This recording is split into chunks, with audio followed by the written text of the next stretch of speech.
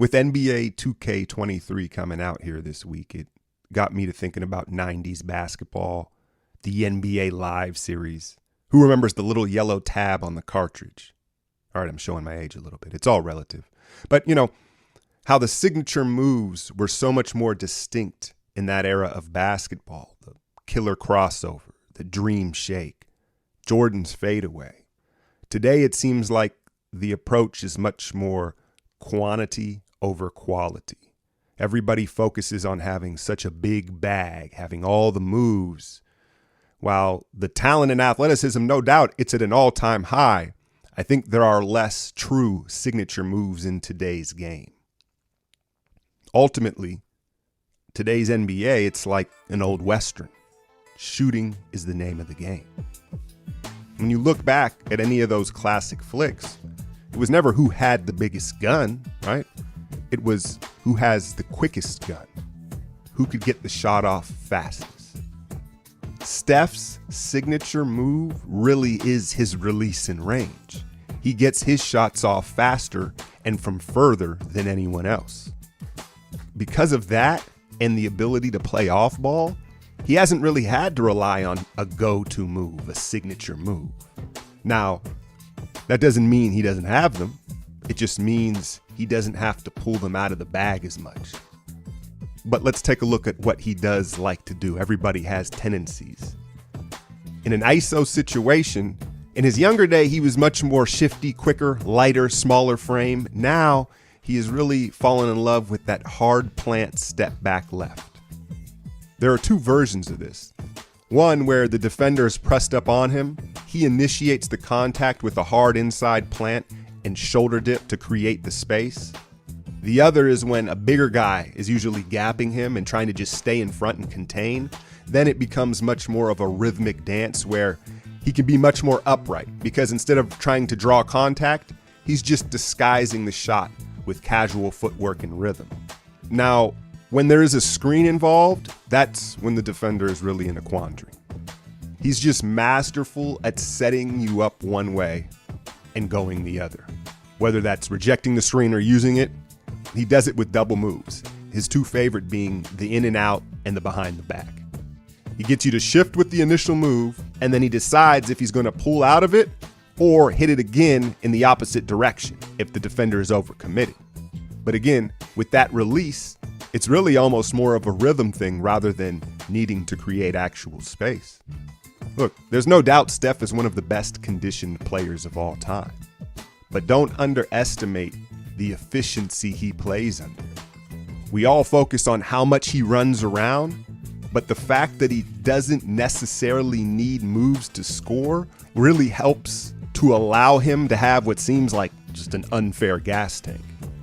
The other fascinating thing about guys' styles and how they play, it's their environment as a young player is what really molds these attributes, right? And you hear these stories of Steph playing Vince Carter every day after practice when he was 9, 10 years old. How do you think he ever got a shot up over Dell or any of Dell's teammates along the way?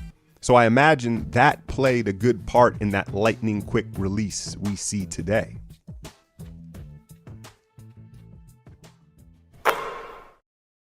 Nikola Jokic, the Sombor shuffle. First, I want to show you the Dirk. You know, the shot that you've seen KD, Embiid, a lot of bigs now use, right? Mechanically speaking, everything is aligned. It should feel pretty natural when you shoot it. Step back on the left foot, the right leg and hip are aligned with the shooting elbow. So the flow of energy and balance is all in sync. Don't get it twisted, it's not an easy shot, but it should feel somewhat natural. Now, let's look at the Sombor shuffle. Jokic has inverted the footwork, which is one thing leading into a jump shot where you ultimately elevate off 2 feet, but to shoot the one-footed Dirk that way, something only a madman would do. To lift the left leg as a right-handed shooter really just breaks all the rules of a balanced shot. I think because Joker gets most of his energy in his shot from his wrist and the fact that, well, he's a giant, he doesn't really need any energy coming from his legs. It's a move that's so unorthodox, even if you're ready for it, you're not really ready for it. Because it just, again, breaks too many rules of shooting. Now, Jokic's other signature move to me is his patient pivots. A lot of guys have nice footwork, drop steps, pivots, but no one has the patience of the Joker. And if you let him tell it, what other choice does he have? He isn't going to beat anybody with quickness. He was forced to be patient from day one. And so it's not uncommon to see him pivot 3-4 times on a post catch, where most defenders are used to 2 at most. So even with a patient stay down defender, they end up getting got. And then what adds to this is his girth. See, you can pivot all you want, but can you hold your ground and remain on balance? He's such a wide and strong body, he's able to take contact 3-4 bumps and still finish on his time. But back to the shuffle for a second, right? Because he really only shoots it at end of clock situations. It's his bailout shot. Once again, these go-to moves are usually born out of necessity.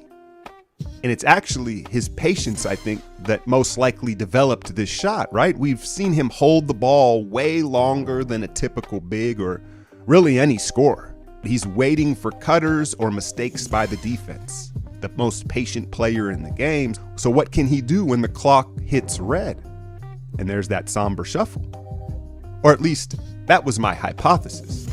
But doing a little research, it turns out he actually did and does shoot the conventional Dirk fade at times. It was an ankle injury in 2017 that caused him to start shooting off that wrong foot, right? He was just doing it because he couldn't shoot off his typical left foot during the rehab process. And then he figured out that inverted footwork gave him an advantage because, again, defenders just weren't used to it. It's so unorthodox.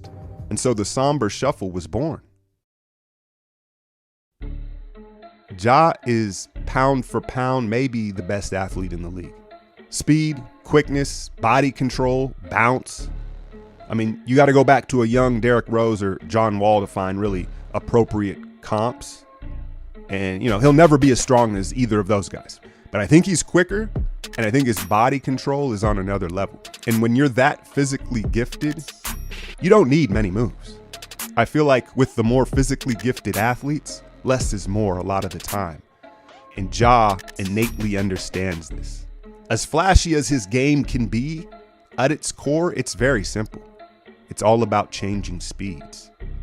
And look, a lot of NBA players can stop on a dime. Not many can do it at Ja speed. But what really sets him apart is his ability to burst back out of it like a sports car bending a corner. Ja's signature move is a hezzy. And he has different variations he uses in different situations. But the one I want to focus on is when he's getting downhill on you, whether that's in an ISO situation or coming off a screen. Morant has found the gray area in what is considered a carry. By the letter of the law, a lot of the time it is. But he does it so well in real time, he gets away with it. Back to the car analogy. Ja has essentially mastered rolling through stop signs. Did he come to a complete stop? No, but it sure looked like it. And more importantly, it allows him to accelerate out of it with far more burst than if he had come to a complete stop. Ja cups the ball for so long, not only does it freeze the defender and allow him to read what they're doing, but it also buys his feet time to take this huge gather and burst out of it or change directions, leaving the defender looking helpless. But listen, I don't want to take anything away from him for entering this gray area. You could easily label it innovation rather than cheating. It's all perspective. His ability to blur the lines with this call is something very few, if any, could get away with. It's magic. It's sleight of hand. It's disguised in his style. His sleight of hand and ability to suspend the ball for that extra beat buys his feet time to gather, hop, and plant as if he was shot off a trampoline when he was almost at a stop. Mind you, the defender had to come to a stop. And that's why ultimately it's going to lead to him being one of the greatest little men finishers we've ever seen in this league. quick little look at 3 stars of this league and some of the distinct tricks and attributes that they have to their game. You guys can throw some other players at me if you'd like me to analyze maybe some of their unique traits. Now, some of these guys may not have them, right? They got to have them in order for me to talk about them. But you know me, I love talking actual ball and moves and the nitty gritty of the game, the rumors, the jokes, all that's fun. But at my core, I want to talk about the game. So if you guys like this, throw out some names if you want to see maybe a part 2 of this series. I'm out, y'all.